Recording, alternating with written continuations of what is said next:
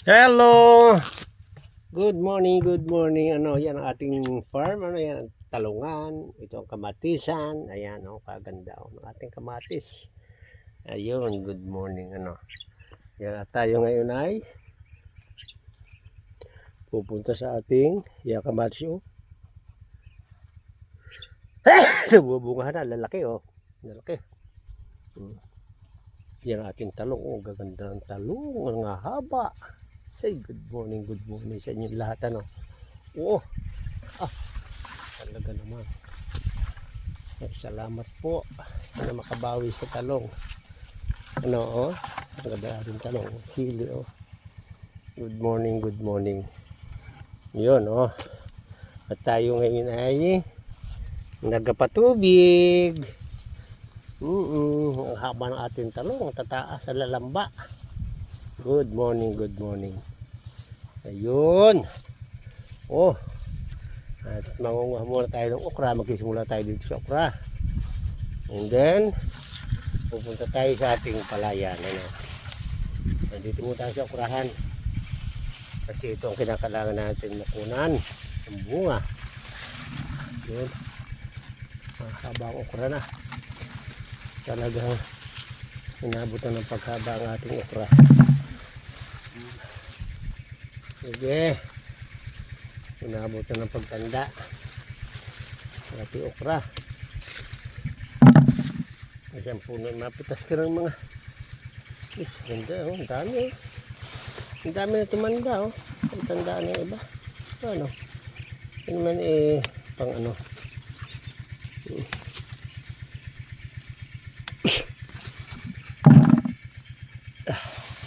ating kalabasa, kung hindi na tulad pang magulang. Alam mo sa pagpo-farm talaga, kinakailangan iba yung sipag at nang ikaw ay may amaani. Ngayon kung ikaw may patamad-tamad, wala ka talaga maani.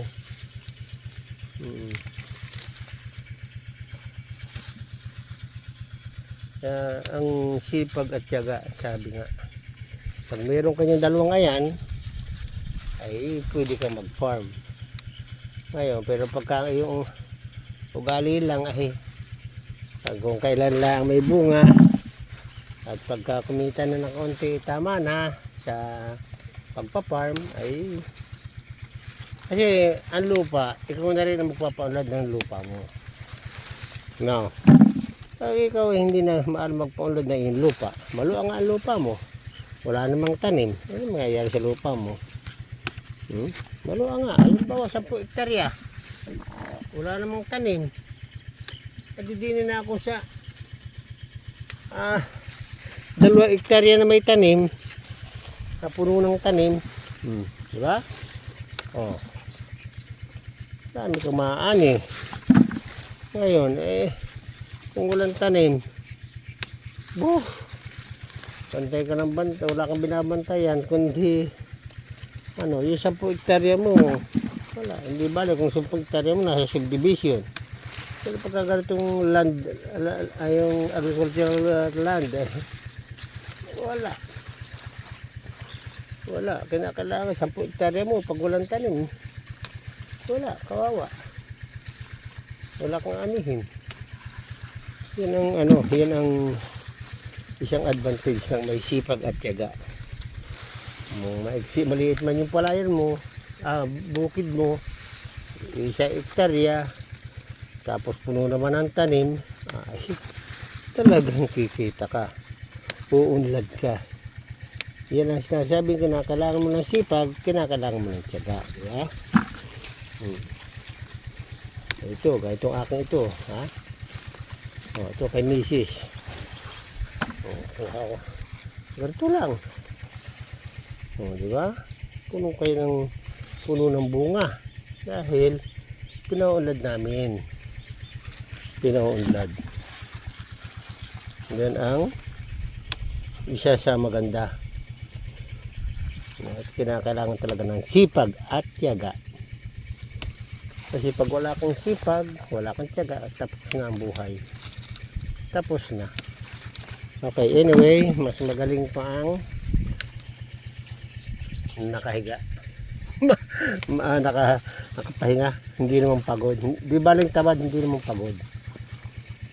May salawi ka yung gayon. Di baling tamad, hindi naman pagod. Ito, hindi nga lang. Wala ko inaasahan. Nakikitain. Ito kaganda oh. Tumatrabaho din kami ni Mrs. Tumutulong kaya ito nga pamimitas oh. Siyempre, hindi mo na ito i-aasa sa tao mo. Ikaw na mismo.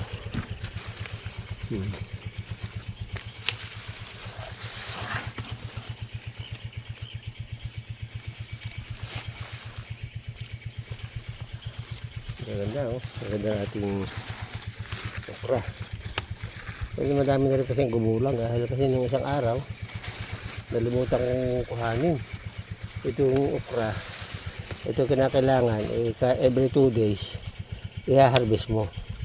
Pag hindi mo i-harvest itong every 2 days, ayan, matatanda na ang okra, diba? Kinakailangan every 2 days mag-harvest ka. Dami oh, dami na. Hanggang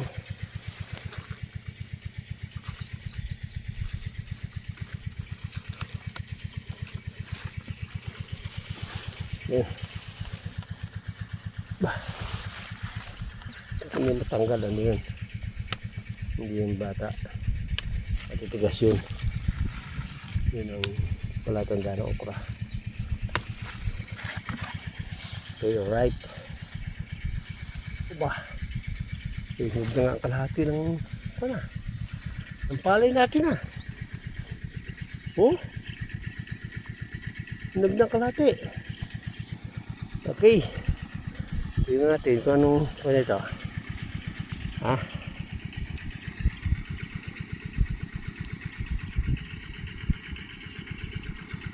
manguha naman tayo ngayon ng talong. Ako nagtataka dito sa aking talong, bakit ito walang malalaking bunga. Parang tinadalo ng ganong malalaki. Parang nadadali ito ng mga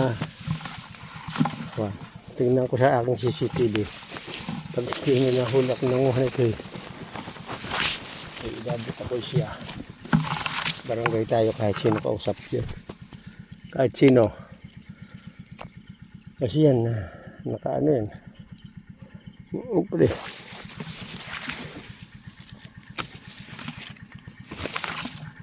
Dami laki hindi meron. Hindi naman nadali. Walang Diyos. Kuha tayo. Wala ko yung nadali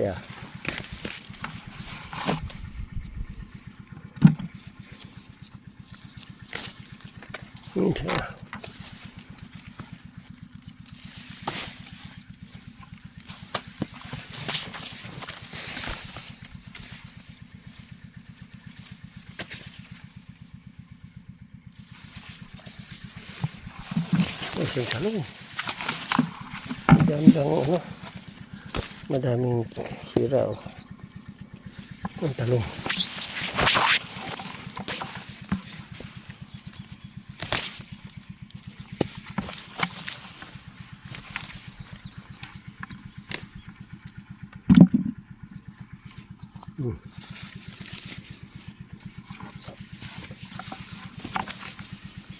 Dito lang tayo kalahati. Dito tayo balik. Tingnan natin yung pakalahati.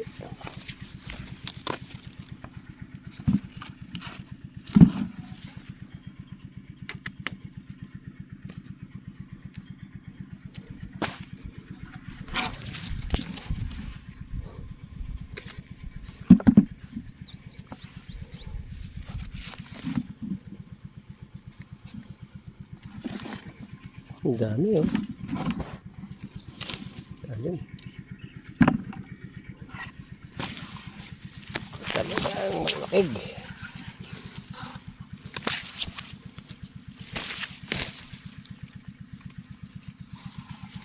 Hindi talaga masigurado. Ang dami. Bueno.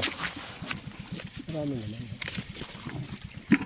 May mga may tama. Ganda. Hindi na piso.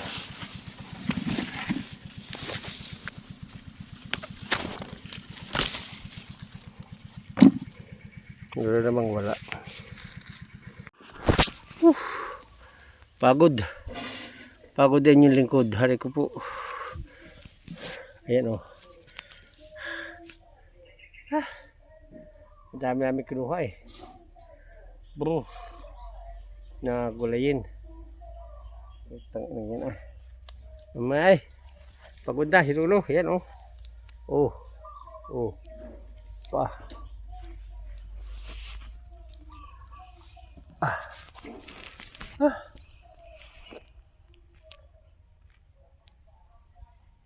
Ayos.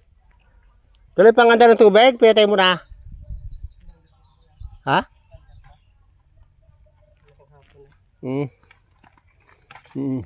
Yung kabila doon? Hindi na. Hindi na patutubigan. Ang baba. Matubig pa ka. Ha? Hanggang saan kung maabot lang yan? Basa. Basa pa yung, pero basa pa yung kabila doon. Siguro lang, may kanal naman yung doon. Sige. Pero may ayos na? Bagong maayo ko pala tayo, hindi pala pala yun. Ha? Ngayon Mayo? Oo. Alin? Ngayon pala magkano? Ngayon pala magkukuha ng init. Ngayong Mayo, oo. Ang alin daw?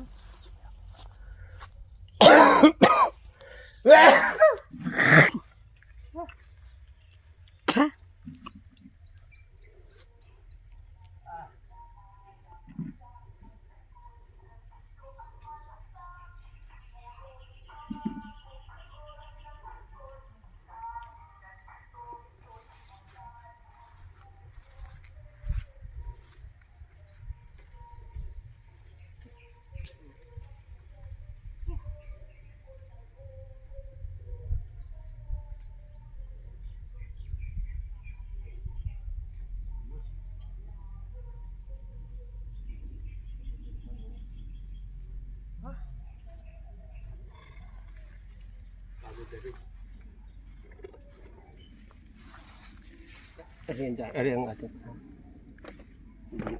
Dami. Madami.